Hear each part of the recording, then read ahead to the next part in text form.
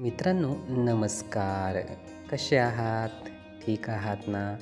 मित्रांनो, या यूट्यूब चॅनलमध्ये आपले सर्वांचे मनपूर्वक स्वागत. मित्रांनो, आज आपण विश्वसनीयतेची व्याख्या याविषयी माहिती बघणार आहोत.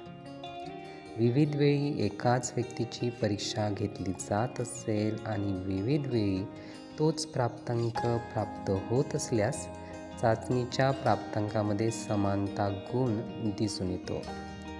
हीच विश्वसनीयता म्हणता येईल. विश्वसनीयतेसंदर्भात अनेक मानसशास्त्रज्ञांनी व्याख्या दिलेल्या आहेत. त्या पुढील प्रमाणे बघता येईल. कर्लिंगर या शास्त्रज्ञाच्या मते विश्वास, स्थिरता, भविष्यवाणी, शुद्धता हे शब्द विश्वसनीयता शब्दाचे पर्यायवाची शब्द आहेत. गिलफोर्ड यांच्या मते चाचणीच्या प्राप्तांकामध्ये वास्तविक विचलनाचे गुणोत्तर म्हणजे विश्वसनीयता होय.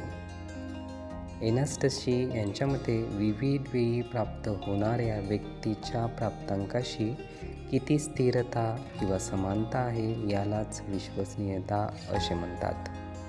मित्रांनो, वरील विविध मानसशास्त्रज्ञाच्या व्याख्यातून असे लक्षात येते की विश्वसनीयता ही एक प्रकारची प्राप्तांकाची स्थिरता, समानता, शुद्धता आहे. तसेच अनेक वेळी प्राप्त होणाऱ्या प्राप्तांकाच्या सारखेपणा यात असतो असे म्हणता येईल. मित्रांनो, ही माहिती होती विश्वसनीयतेच्या व्याख्येविषयी. आपण ही माहिती नीटपणे ऐकून घेण्यासाठी आणि आपला अमूल्य वेळ देण्यासाठी आपले खूप खूप धन्यवाद.